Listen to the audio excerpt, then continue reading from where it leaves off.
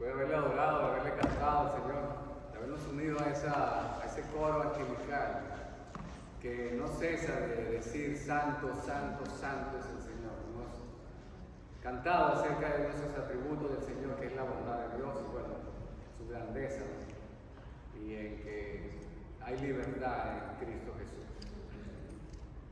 Quiero darte gracias, Padre, por esta tarde, una vez más, Señor, y rogarte, Señor, que tú puedas hablar a nuestros corazones, que puedas abrir nuestros oídos espirituales, nuestros ojos, para que podamos ver la grandeza de tu ley y que podamos entender tu palabra y para así poderla poner por obra.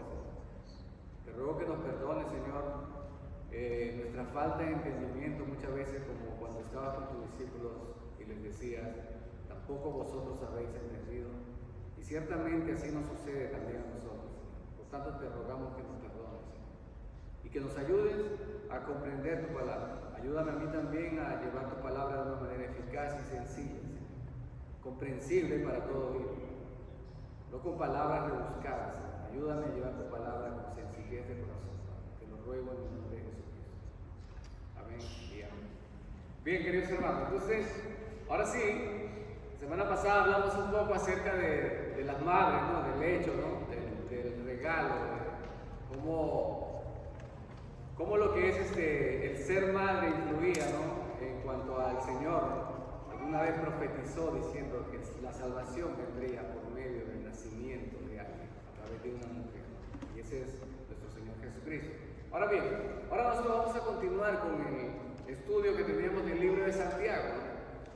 Para los que no saben, ya recuerdan que Santiago el nombre es Jacobo, es el nombre del hermano del Señor. Él escribió una carta dirigida a las 12 tribus de Israel, que habían sido dispersados por causa del Imperio Romano. Empezó a perseguir a los cristianos y bueno, habían iglesias en todas partes. Esto permitió que el evangelio se pudiera extender, como dice la Escritura, que a los que aman a Dios todas las cosas ayudan para bien. Usted diría, bueno, hay una persecución contra el pueblo de Dios, esto no es nada bueno. Bueno, pero sí fue bueno para el crecimiento del reino del Señor, porque el Señor puede convertir cualquier maldición en bendición para sus hijos. Amén. Entonces, Santiago hace un énfasis en cuanto a que lo que hemos estado viendo, de que no solamente es la fe, porque se hacía mucho énfasis por la fe, porque ¿qué pasa? El pueblo judío tenía la ley, había escuchado la ley, y ellos pensaban que si podían cumplir la ley, lo cual ellos creían que podían hacer, entonces ellos serían justificados delante de Dios y aceptados como justos y pertenecer a la familia de Dios y ser parte del reino de Dios. Pero lo cierto es que ningún ser humano podía cumplir la ley, pero ellos estaban convencidos en su mente de que sí lo cumplían. Ahora bien, en esta lucha aparece el apóstol Pablo, y Pablo empieza a decir que ningún hombre será justificado por las obras de la ley. O sea, no importa cuánto te esfuerces por cumplir los 10 mandamientos o los 613 mandamientos, jamás podrás ser justificado por ella. ¿Por qué? Porque la ley es una sola. El que quebranta un solo mandamiento se hace culpable de quebrantar toda la ley. Entonces, bajo esto, la salvación, entonces la gente diría, bueno, ¿y cómo puedo ser salvo? Y entonces lo que ofrece Dios es un plan de salvación por medio de la fe en su Hijo Jesucristo. Y entonces, bueno, entonces no soy salvo por las obras, no tengo que estar pensando en hacer obras buenas, sino que ahora simplemente si yo creo soy salvo. Entonces estaba el problema de creer, de que solamente decir yo tengo fe, ya soy salvo. Pero Santiago hace un énfasis, dice, sí, es verdad, la salvación es por la fe, pero esa fe debe ser mostrada por medio de obras. Es decir, cuando él dice, muéstrame tu fe, dice, sin obras, que yo te mostraré por mis obras mi fe. O sea, las obras son el resultado de una vida transformada. Yo no puedo decir, hermano, que he creído en el Señor y llevar una vida como la llevaba antes en el mundo, antes de conocer al Señor. mis hechos van a negar. Como dice por allí, tus hechos gritan tanto que no me dejan escuchar lo que tú dices. O sea, nuestras obras a veces entorpecen lo que Dios ha hecho en nuestras vidas. O sea, no dejan ver el poder de Dios manifestado en nuestra vida. ¿Por qué? No llevamos una vida conforme a lo que Dios establece. Y Santiago hace mucho énfasis en ello. Es más, en la carta no quiso ser introducida dentro del cambio. Hasta muchos años después, o siglos, más pusieron para que ella pudiera ser parte de la Biblia que hoy tenemos.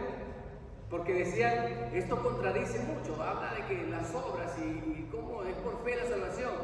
Entonces, con esto, había una lucha de poner esta carta como que no es inspirada de Dios o no es inspirada. Bueno, al final la tenemos aquí y sí, la verdad es que no se contradice nada, simplemente es que una fe sin obras, como habló nuestro hermano hace una semana atrás, es muerta, no tiene sentido.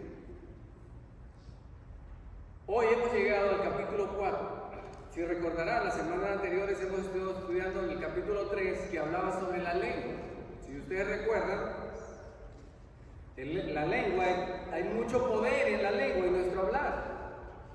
El mal uso de la lengua ha traído consecuencias a iglesias y a tantas cosas destructoras.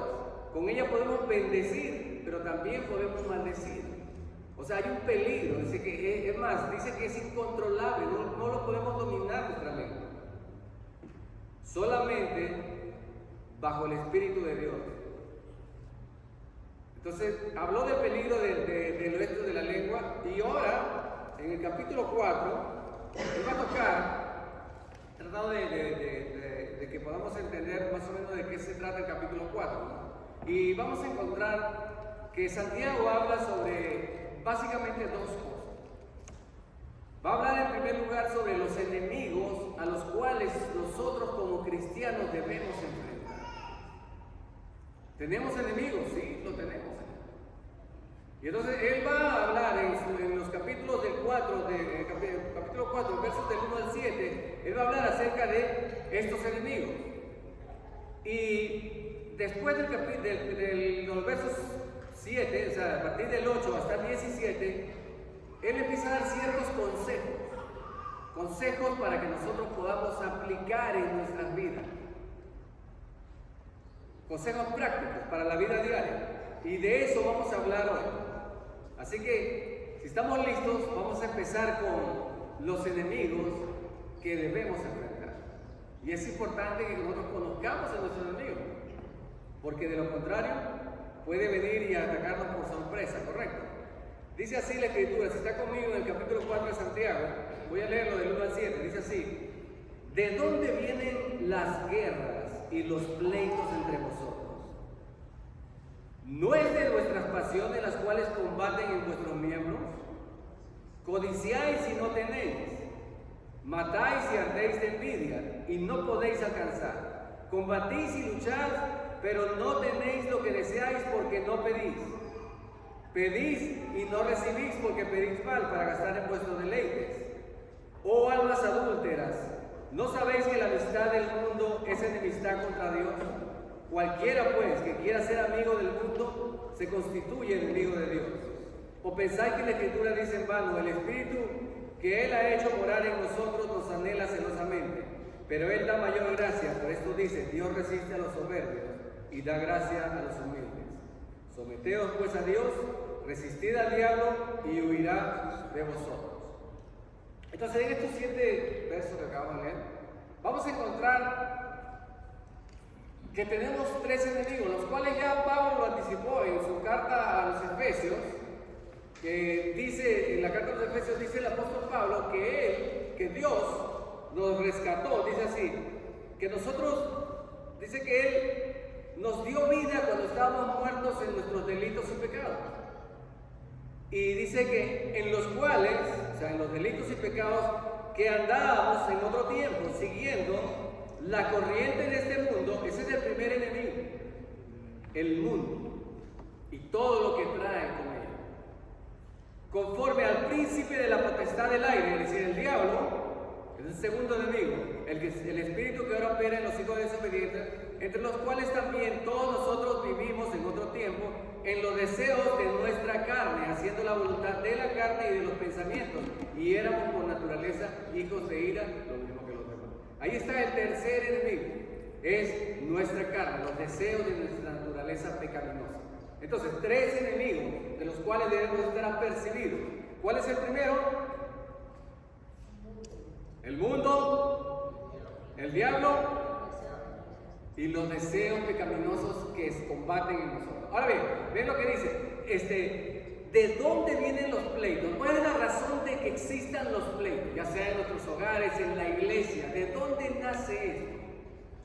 ¿Es producto de qué? Mira, dice así, no es de vuestras pasiones las cuales combaten en nuestros miembros, es decir, ¿de dónde nacen los pleitos?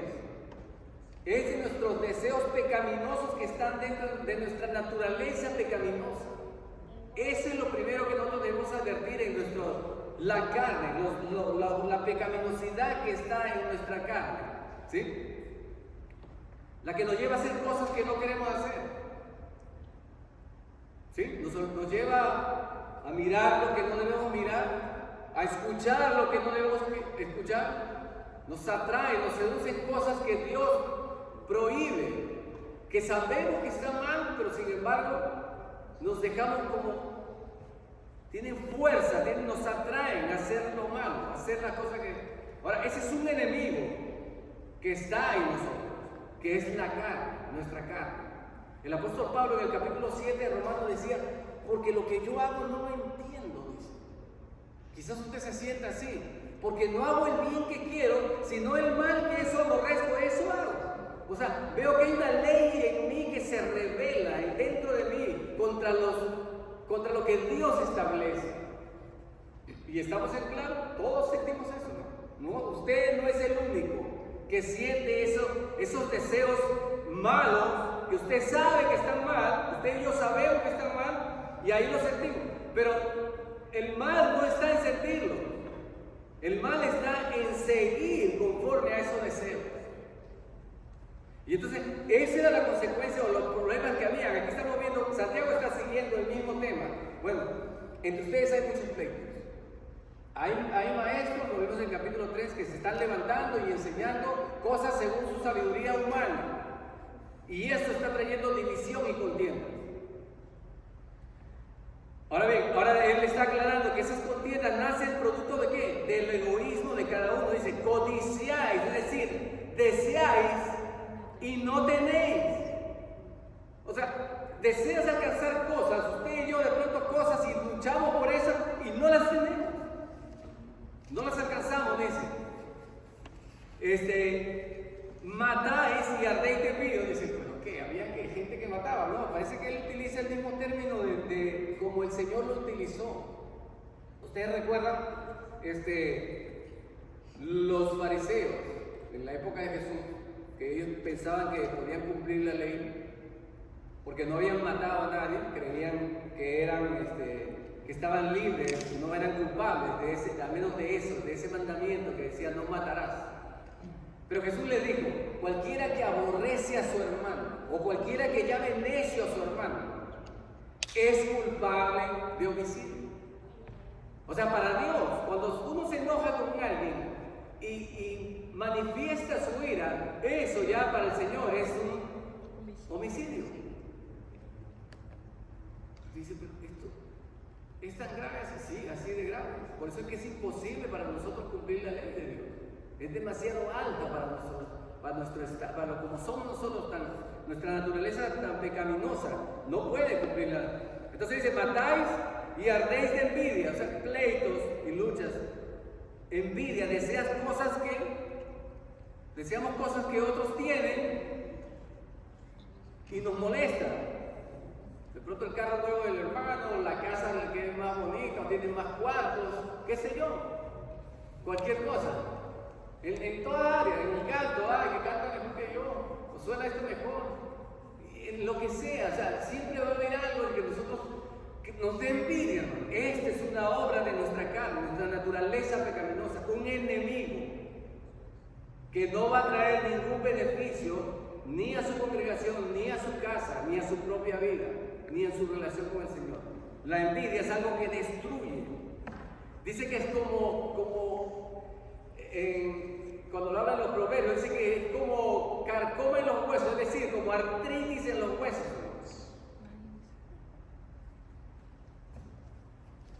Dice, envidias y no podéis alcanzar, dice, combatís y luchar. O sea, aquí está hablando como, utiliza términos de guerra, ¿no? Combatís y luchar. O sea, estamos utilizando términos de guerra. Bueno, es que en realidad hay una guerra espiritual. El cristiano, usted y yo, estamos en una batalla espiritual. Tenemos que luchar y como vemos ahora, tenemos que conocer a nuestros enemigos. Y estamos por el primero, que es nuestra carne. Usted, hermano, usted y yo debemos entender que la carne no es amiga nuestra. Nuestra propia naturaleza se rebela en contra de Dios. Ella pide cosas que están en contra de lo que Dios establece. Es un enemigo. Ahora, eso no quiere decir que usted lo va a destruir, no. Sino que lo que tenemos que hacer es dominarlo para que esté sujeto a la voluntad de Dios. Ese es el propósito de él. Ahora bien, miren lo que dice. Y dice que lucháis, pero no tenéis lo que deseáis porque no pedís. O sea, él está diciendo, la solución es sencilla. Estás lleno de envidia, ustedes están llenos de envidia, deseando lo que otros tienen, cuando la solución está en que puedes pedir. Eso es todo. ¿Por qué? Bueno, Jesús dijo, ¿no recuerdan? Jesús dijo, pedid y se os dará, tocar y se os abrirá, llamad. O sea, el Señor, hay promesas en las cuales el Señor ha dicho que uno puede pedir. Pero aquí viene la contraparte, porque miren lo que dice. Pero pedís y no recibís, porque pedís mal para gastar en vuestros deleites. Ok, aquí está la otra parte, porque uno dice, hay promesas de todo tipo en cuanto a la oración. Por ejemplo, decimos la que acabamos de ver ahorita, pedid y se os dará. ¿Qué promesa? Voy a tomar esta promesa. La palabra de Dios dice, pedid y se os dará. Voy a pedir y el Señor me va a dar, porque es así. Pero si vamos, hay otras promesas en las cuales dice que si pedimos, debemos pedir conforme a la voluntad de Dios. Ahí está el otro detalle. Acá dice que ellos pedían, pero ¿qué? Y no recibían porque era para gastar en sus propios deleites, en sus propias satisfacciones personales. No buscando la voluntad de Dios, sino solamente deseos personales. Ahora bien, usted dirá, pero ¿qué está mal que yo pida cosas para mí? No, hermano, siempre y cuando se acuerdan estén en acorde a la voluntad de Dios. Ahora, ¿por qué tengo que hacer eso? Me dirá usted. Porque la voluntad de Dios, hermanos, es buena, es agradable y perfecta. Es lo que nosotros necesitamos. Aunque no querramos hacerla, es lo mejor para nuestra vida. ¿Sí? Cuando el Señor dice, no te divorcies, no te separes, no te divorcies. Cuando dice así la Escritura, que uno dice, ya estoy cansado, ya no quiero seguir en esta relación más. Y la Biblia dice, no te divorcies. ¿Qué? ¿Dios quiere nuestro mal, un castigo? No, porque Él sabe el dolor que produce un divorcio, hermano. ¿Cuánto dolor produce a los hijos? Las parejas, cuántas heridas se abren en una situación. Dios no quiere estas cosas. Dios, su voluntad es buena, agradable, perfecta. Y ellos pedían y nos pasa a nosotros. Vamos a estar pidiendo cosas que no tienen ningún beneficio para nuestra vida. Simplemente porque quizás vimos a otro hermano que lo tiene y queremos también nosotros. El problema aquí era la envidia, el deseo de tener cosas para gastar en su deleite. Y ahora miren lo que dice el verso 4, si está conmigo, viene almas adúlteras. Ya ven, es bastante fuerte usted. Almas adúlteras. ¿Saben lo que es el adulterio? ¿No? Estar con una persona que no es su esposa o no es tu esposa, estar aparte, adulterar el matrimonio, dice. ¿No sabéis que la amistad con el del mundo es enemistad contra Dios? Porque ahí viene el segundo enemigo. Ya hemos visto el primer enemigo. ¿Cuál es? La carne, nuestra carne. Ya lo conocemos, está bien. Él nos va a pedir cosas en contra de la voluntad de Dios, pero la voluntad de Dios es buena, agradable y perfecta, es la cual debemos buscar. Ahora bien, el segundo enemigo es el mundo. El mundo tiene mucho atractivo. Te ofrece, y ahora más con la publicidad que se ha abierto, que está en la palma de tu mano, porque antes lo veíamos en televisión, las noticias, pero ahora, y teníamos que encender el televisor y no podíamos estar sentados en el televisor todo el día, pero ahora lo tenemos a la palma de la mano. Y si usted habla algo, me gustaría un carro tal, entonces empiezan a aparecerte carros de ese tipo, o sea que te están bombardeando, nos están bombardeando con cosas que nosotros, este mundo está diseñado con ese propósito, de dar cosas, grandeza, o sea, muchas cosas que, entre comillas, pueden satisfacer nuestras necesidades, lo que estamos buscando. Y dice, pero mírenlo cómo lo llama Santiago, dice, oh almas adúlteras. La palabra adúltera en el griego está en el femenino, es decir, está hablando como que nosotros somos una mujer y Dios es el varón. Entonces cuando nosotros decidimos amar a este mundo o buscar las cosas de este mundo, estamos cometiendo un adulterio, estamos siendo infieles. Así ve Dios, hermanos. Yo no sé si usted ha sufrido en su vida una infidelidad, pero los que han sufrido pueden saber claramente lo doloroso que es ser traicionado por alguien en quien tú amabas, a quien tú confiabas, y de pronto te traicionó, se fue con otra persona.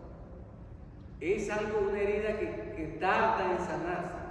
Ahora, así ve Dios, hermanos, cuando nuestros pensamientos están entronados, o sea, están dirigidos sobre este mundo, sobre las cosas de este mundo, y no en las cosas del reino de Dios, en las cosas del Señor. Dice, la amistad del mundo es enemistad contra Dios. Yo no sé si usted quiere ser enemigo de Dios, hermano, pero la verdad es que vamos a salir perdiendo. Porque ¿quién puede contra nuestro Dios? Es ser enemigo de Dios.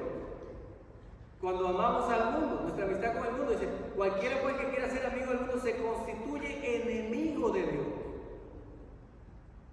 Y la verdad que no quisiera estar en ese lugar. ¿O pensáis que la Escritura dice en vano, el Espíritu que Él ha hecho morar en nosotros nos anhela celosamente? Es decir, dice la Escritura que Dios es un Dios celoso. Usted dice, celoso, pero los celos no son malos. La gente dice así, ¿no? Siempre los celos son malos. Es malo ser celoso. No, en realidad no, los celos no son malos. Los celos es parte del atributo de Dios. Ahora, el pecado ha distorsionado los celos. No, los celos son inseguridad. No, no es así. El celo, hermano, es como el dolor. ¿El dolor es malo? Usted dirá, sí, hermano, es feo sentir dolor. Pero si el dolor, si usted no siente el dolor, usted no puede curar lo que está pasando en su cuerpo. Si no existe el dolor, lo pueden estar matando y usted no hace nada, se deja ir matar. Así el dolor, aunque es más, es fuerte, uno no quiere sentirlo, pero te está avisando que algo está mal, que tienes que corregir. Lo mismo es el celo. Dios ha puesto el celo en nuestro ser con el propósito de cuidar a las personas que amamos. ¿Por qué? Si yo no tengo celo, de pronto viene alguien y quiere enamorar a mi esposa, ¿sí? O viene alguien que quiere aprovecharse de mis hijos, un malvado, alguien, una persona. No hay celo, ¿no? Sí, el celo te permite estar cuidando lo que tú amas, lo que tú quieres. Ahora bien, el celo de Dios es un celo santo. Él anhela y nos quiere para Él solo. No nos quiere compartidos con este mundo. Él nos quiere para Él. Y Él quiere darnos lo mejor a nosotros. Y cuando hacemos lo contrario, hermano, nos alejamos de Él, estamos cometiendo adulterio espiritual. Estamos siendo infieles. Así lo ve el Señor. Usted fidelidad, nuestro amor al mundo, ¿no? Ahora bien, en el 6 dice, pero Él da mayor gracia, por esto dice, Dios resiste a los soberbios y da gracia a los humildes. Okay, aquí está hablando el Señor de qué? De que hay una forma de que nosotros podamos vencer estas cosas. ¿Cómo? La humildad. Y la humildad consiste en una dependencia total de Dios. No en que yo no puedo, yo puedo lograr todo. No, la humildad. La humildad requiere de reconocer que uno no lo sabe todo, que uno necesita ayuda. Y sobre todo la ayuda del Señor. Ahora él dice así, Dios resiste a los soberbios y da gracia a los humildes. Esto está en el libro de Proverbios, cuando dice que sí, es verdad que Dios aborrece a los humildes, pero se acerca al que es de humilde corazón. Someteos pues a Dios, resistid al diablo y huirá de vosotros. Aquí está el tercer enemigo, hermanos. ¿Quién es? El diablo. El diablo también, hermano. Y el diablo no va a llegar a nosotros con cuernos y una cola ahí vestido de rojo. No, hermano. Dice que se disfraza como ángel de luz. O sea, viene como alguien, quién sabe, bien parecido, que habla bonito, que le promete cosas buenas. Recuerden ustedes que cuando el diablo tentó a nuestro Señor en el desierto, ¿no? Él, lo primero que le dijo es, ¿recuerdan la tentación? Fueron tres cosas. Jesús tenía hambre y le dices, si eres el Hijo de Dios, di a estas piedras que se conviertan en pan. O sea, sacia tu necesidad con tu poder. Eso se ve hasta ahorita. Yo declaro, Señor, yo declaro en victoria, yo declaro en prosperidad, rechazo todo. Ese es, convierte tus piedras en pan. Y Jesús le dijo, no solo de pan vive el hombre, sino de toda palabra que sale de la boca. En otras palabras, Dios le había dicho que le proveería, Dios le sustentaría. No tenía que utilizar el poder de Dios para satisfacer una necesidad física, que es necesaria, el alimento, pero Dios no lo iba a dejar morir. Si Dios es el que alimenta a las aves, no iba a alimentar a Jesús. Él sabía eso. Él no tenía que usar ese poder. Luego lo tentó diciendo, bueno, si te tira de aquí, está escrito, mira, la ley dice lo que leímos hoy en el Salmo. A sus ángeles mandará cerca de ti para que tu pie no tropiece en tierra. Y todo prosperará. Tírate de aquí de arriba.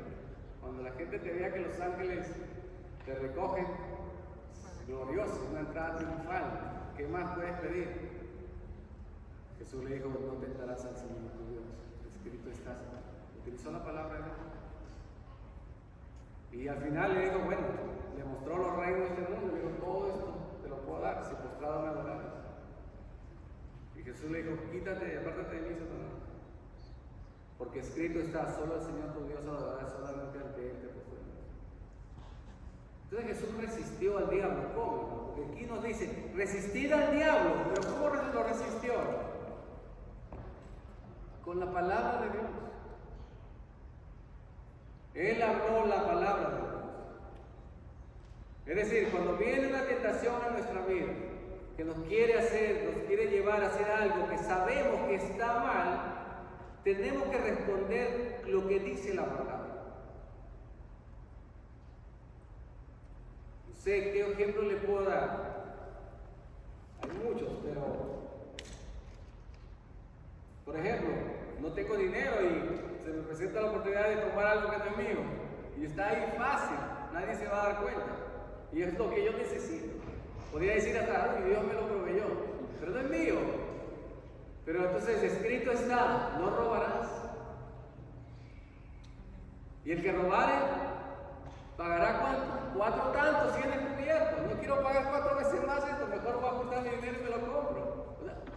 Tengo que usar la palabra de Dios para batallar contra esas tentaciones. Esa es la forma como resistimos al diablo. No es diciéndole, hermano, te reprendo, diablo, sal de aquí, fuera de mi vida. No es así, hermano.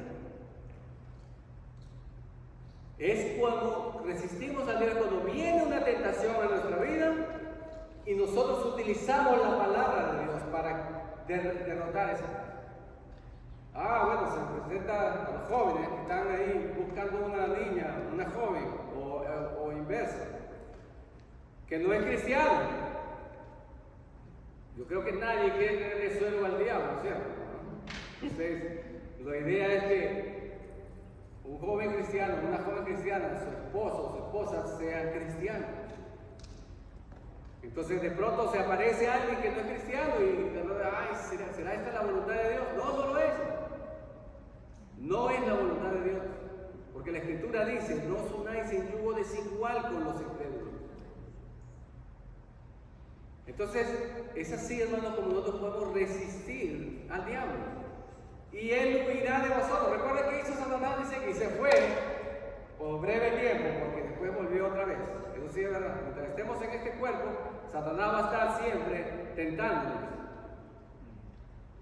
Pero al cual tenemos que resistir firmes en la fe. Ok. Entonces hemos visto los tres enemigos al cual debemos conocer, hermano. Usted sabe, cuando hay un juego deportivo, hermano, ¿qué es lo que hace el entrenador? Tiene los videos de cómo juega el equipo de la oposición, ¿cierto? Y empiezan a mirar cuáles son los mejores jugadores, qué es lo que tienen que hacer, empiezan a conocer a su adversario. Nosotros tenemos que conocer nosotros mismos quiénes son nuestros enemigos. Es importante en esta batalla espiritual que tenemos como creyentes. Ahora bien, ya para terminar las exhortaciones, porque Santiago da estos básicas para que nosotros podamos entender y son sencillas. La primera de ellas es la advertencia contra el orgullo.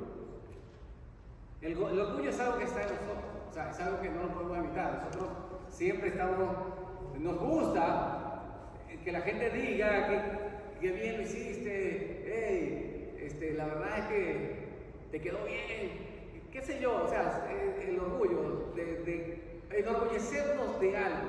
Y, por ejemplo, aquí dice le dice, hermano, dice, no murmuréis los unos de los otros, dice, el que murmura al hermano y juzga a su hermano, murmura al hermano y juzga a su hermano, murmura de la ley y juzga a la ley. O sea, dice que las guerras y las contiendas, ¿no?, se originan en el orgullo. El orgullo es lo que nos lleva a hacer cosas que no debemos hacer. Dice así la Escritura, dice que el que se humilla será exaltado. Es decir, el orgullo que nos va a traer, dice el proverbio, dice, antes de la caída está la altivez o el orgullo. Cuando usted ve una persona altiva que pasa por encima de todo, usted ve que usted dirá, este no tiene temor de Dios, nada, míralo cómo anda haciendo y deshaciendo porque tiene poder, ya eso es la antesala de su caída. Los que son venezolanos aquí pueden entender la altivez del presidente Maduro, ¿se acuerdan? Hasta bailaba y se burlaba. ¿Y ahora dónde está? Ha sido humillado. Antes de la caída, hermano, está la altivez. Entonces, ese es uno de las cosas que él exhorta a que nosotros tengamos cuidado con el orgullo en nuestras vidas. Lo siguiente es, del verso 11 a 12, dice que nos advierte en contra de la murmuración, la crítica, hermano. Es muy fácil para nosotros criticar. Mire, David, un hombre, dice que conforme al corazón de Dios. Y David, dice la Escritura, hermano, que David era un siervo del Señor, amaba al Señor, pero en un momento de su vida tomó una mujer que no debía tomar. Y no estaba arrepentido, estaba viviendo tranquilo hasta que vino un profeta y lo amonestó. Y él le contó una parábola, yo creo que ustedes todos conocen, le cuenta la historia, y cuando él le cuenta la historia, que era de un hombre que había quitado a uno que tenía, un hombre rico que tenía muchas ovejas, pero cuando vinieron a visitarlo y él tenía que darle algo, no quiso tomar sus ovejas, sino que agarró la oveja de aquel que tenía uno solo. Y él se enojó tanto, hermano. Dijo, el tal merece la muerte y debe pagar 4 veces más. Y él era el que había hecho eso. O sea, él estaba en la misma condición, pero él le dijo, ese debe morir. Se estaba ocupando el mismo. Él estaba juzgando a sí mismo. Porque somos rápidos de juzgar. Y cuando Natán, el profeta que lo había amonestado, le dijo, ese hombre eres tú. Le dijo así.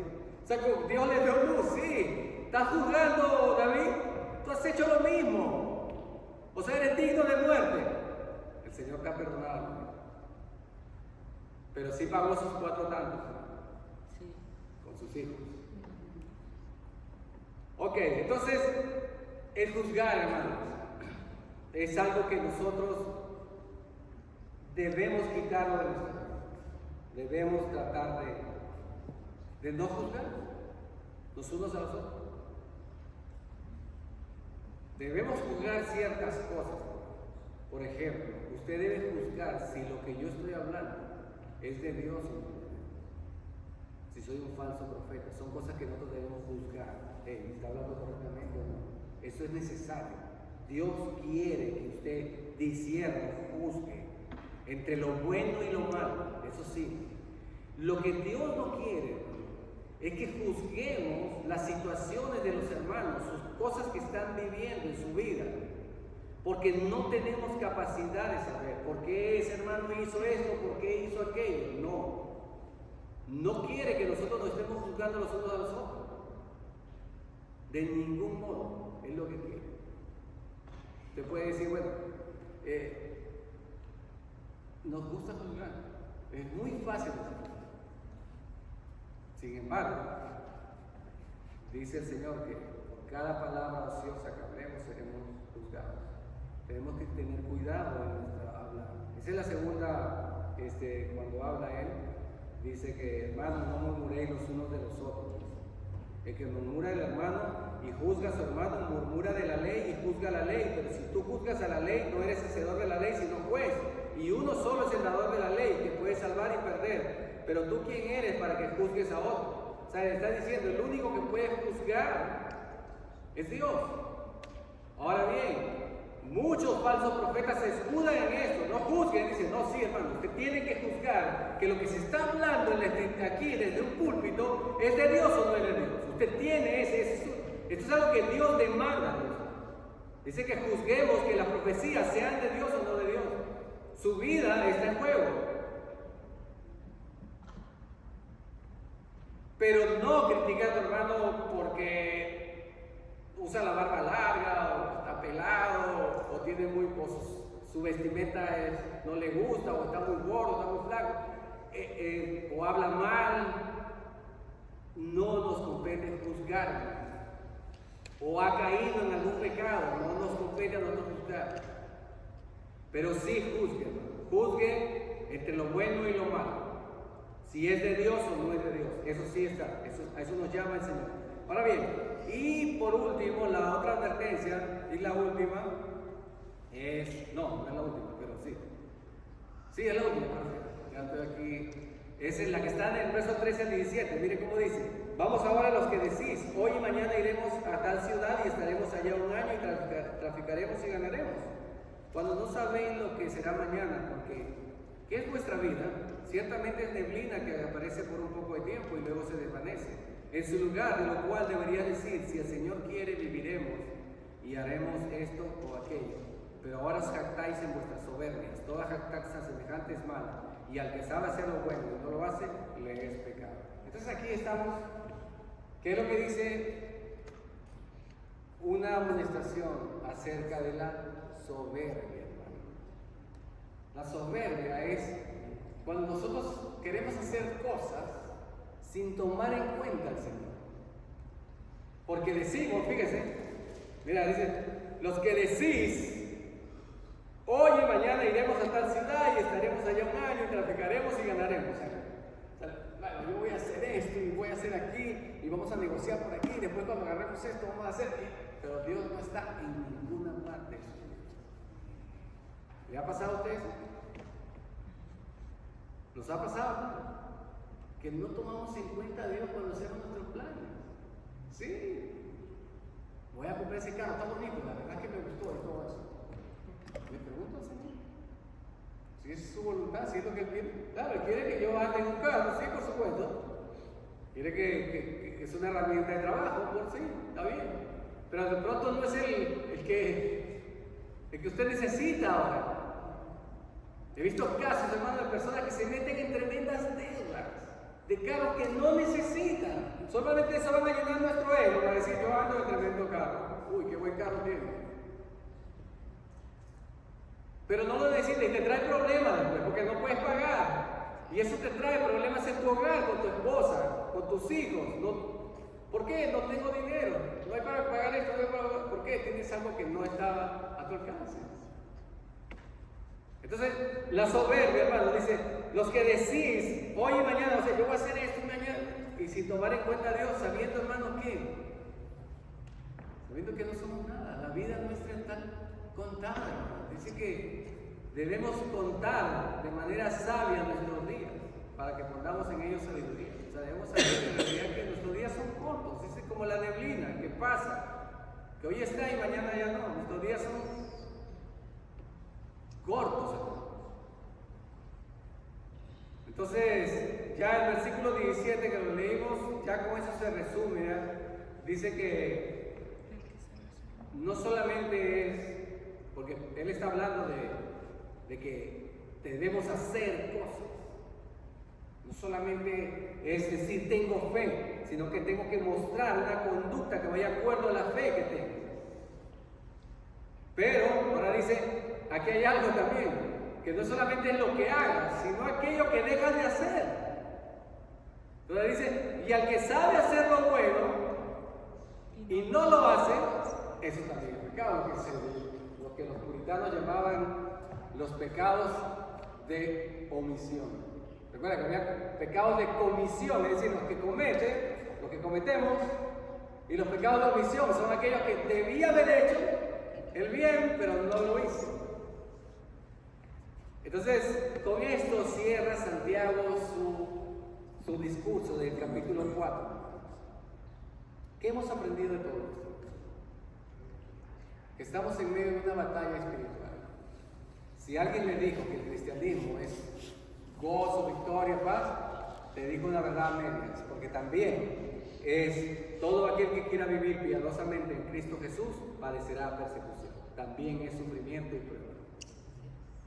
Así que si te ofrece un evangelio fácil y sencillo, recházalo. Ese no es el verdadero evangelio. Tenemos una guerra, tenemos enemigos, los enemigos están allí en todo tiempo. Por tanto, dice que debemos estar velando, pendientes, como atalayas. Cuando usted el enemigo, el atalaya estaba en la torre. Si el enemigo venía, él avisaba para que no sufriera daño. Así debemos estar nosotros, vigilantes ante los enemigos. Y librarnos de qué? De estas tres cosas, hermanos: del orgullo, de la murmuración de nosotros mismos, de criticarnos los unos a los otros, y de no ser tan arrogantes, sino de que tomar en cuenta a nuestro Dios antes de hacer algo. ¿Por qué? Porque, hermanos, su voluntad es buena, agradable y perfecta. Amén. Gracias te doy, Señor, por tu palabra. Gracias porque nos exhortas, Señor, a hacer el bien. Nos ayudas, Señor, a entender que en realidad tú quieres lo mejor para nosotros.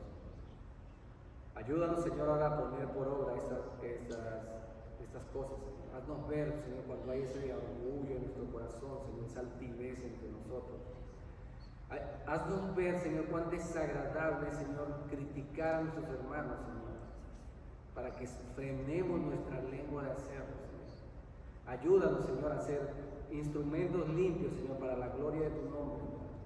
Te pido perdón por mí, por tu iglesia, Señor, porque siempre estamos pecando, siempre juzgamos, nos vanagloriamos, Señor. Es parte de esta naturaleza pecaminosa en la cual muchas veces caemos, pero hoy nos has hecho entender de que son enemigos nuestros, que no podemos darle tregua, sino que tenemos que estar alertas para no ceder y caer ante ellos. Gracias te doy por tu palabra, en el nombre de Jesucristo. Amén y amén. Bien, queridos hermanos.